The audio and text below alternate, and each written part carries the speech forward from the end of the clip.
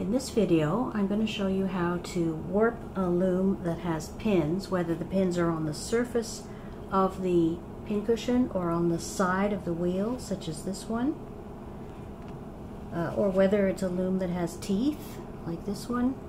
They all work the same way. You don't have to do the wrapping step that you did in the loom with holes. You can go directly to the warping. So pull your pins up. If they're on the surface like this, you might want to pull your pins up slightly to make it easier. You're going to start by just taping with your low tack tape. Tape the end of your thread down, or you might choose to wrap it around a pin if you have a pin stuck into the side of your loom there. Start by wrapping it from left to right. Go straight across the loom through the center, and you're going to just turn the loom and wrap it from left to right again. You're going to turn the loom and wrap it from left to right on the second pin. Turn the loom, wrap from left to right on the second pin of the bottom. Wrap from left to right.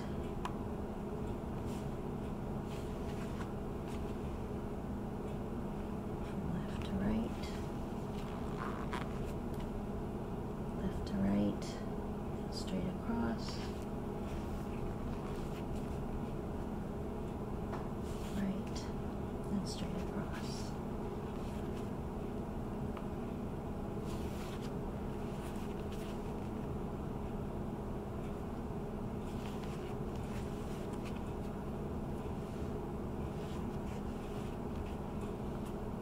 And so on. When you're done, you can just push your pins in so that the ends are trapped. And then you can start with the next phase, which is double darning.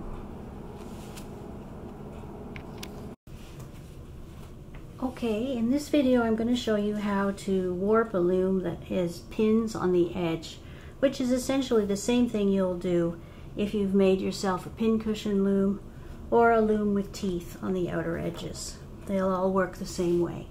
In this case, you don't have to make that first step of wrapping the edge of the loom.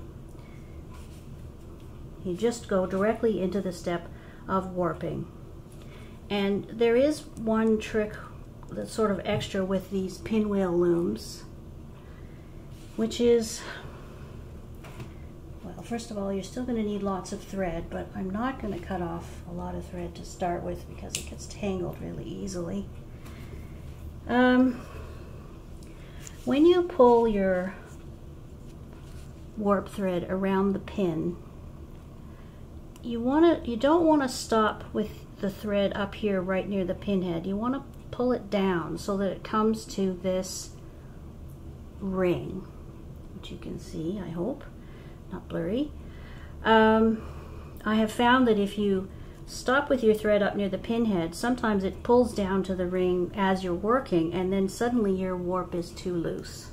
So make sure when you're warping the thread that you bring it right down to this ring. You can start by putting your thread through the center of the pinwheel. Okay, easier said than done. And taping it in place to hold it until you're ready to do something about it. Now, pick a starting point. I'm going to pick the first white pin on my pinwheel as my starting point, and directly across it is the first pink pin, so I'll know where to bring my thread down. I'm going to start by pulling my thread up to the white pin and going from left to right or clockwise. I'm going to pull my thread down and pull it firmly. And you can turn the loom, bring it directly across from the first white pin start, Again, moving left to right or clockwise. Turn the loom, go to the second or the clockwise next pin. Bring it down to the rim there. Turn, go to the second pink pin, pull the web down against the edge, turn, and continuing to move clockwise and from left to right wrapping. I'm just going to go all the way around the pins. Okay, I've completed warping the loom. I haven't finished off the end yet, and I just want to reinforce the fact that we're working on the wrong side of the lace here, and the right side, although we can't see it, will be revealed when we take the lace off the loom. So knots and things that we make on the back here cannot be seen from the front. If you want to use your lace on both sides, then you'll have to be quite careful with how you do your knots and hide your ends. But I'm not going to do that for the purposes of demonstration. Okay, so I've threaded up my long needle. I'm just going to do one knot to hold my warping in place. Again, pull firmly as you go around and make sure that your ends are all up against this ridge. So I'm going to just put my needle under a few of these threads, do a knot. Oops. And this.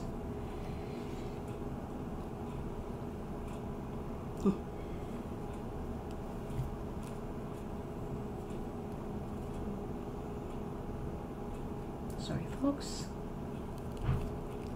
There, just to hold it. And now I'm going to begin my double darning for the center of the lace. So again, double darning means going under and over and under and over 2 threads or 2 ends at a time. Remember where you start. In this case, I'm starting after, I guess you could say, the white pin, the first white pin. So under, over, under, over, under, over, under.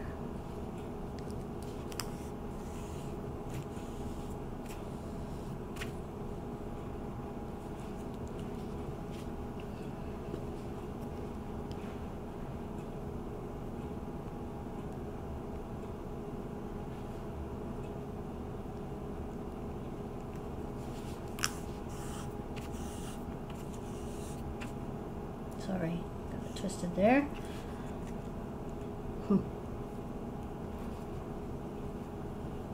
Sometimes it can be hard to tell where you left off, but you can see by pulling back where I was. So that's an under, so we'll go over the next.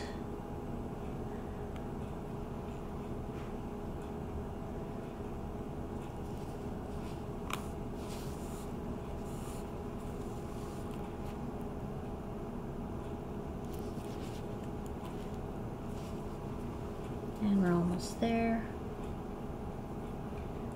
Under this one here, so I need to go over that one. Under, over, under, over, under, and there I'm back to my first white pin.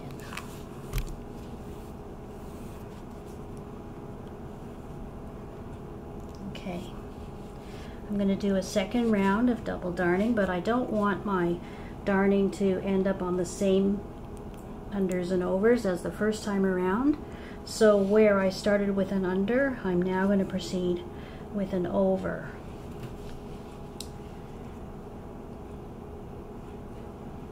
So I'm under the second to last white pin, and normally I would go over the next one, but in order to jog at one, I'm going to go under the one that I'm under and under the next one.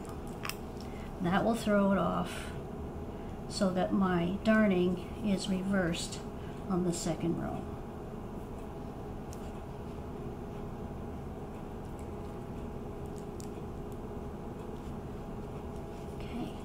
So, over, under, over, under, over, under.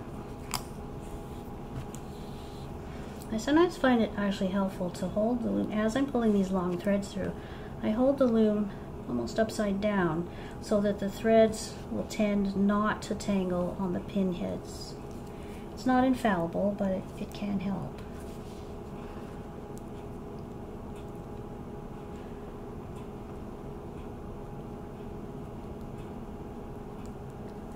So just to demonstrate a bit more what I mean, I'll turn it this way and pull straight up, but sort of underneath, and that helps a bit with the tangling.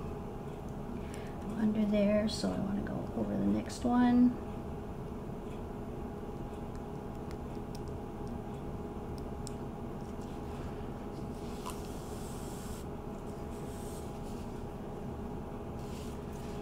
Almost back to the beginning. I'm under there, so I'll go over the next one.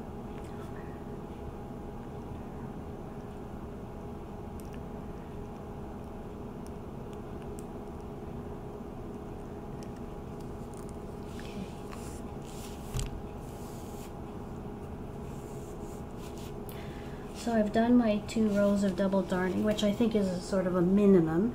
If you want it to be more of a design feature, I'd recommend another couple of rows.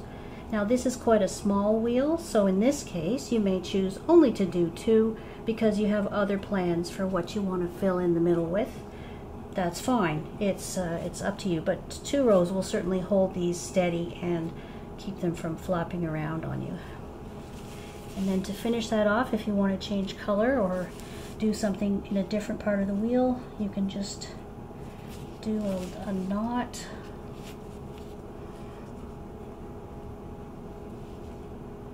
Picking up a couple of threads there.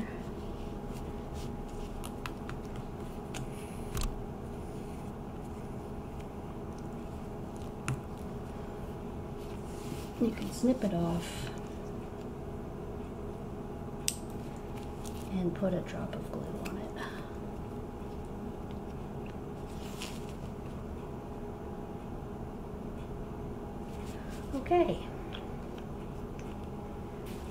Okay, the next video, or possibly 2, will deal with things that you can do in the middle to make patterns on your loom or on your wheels.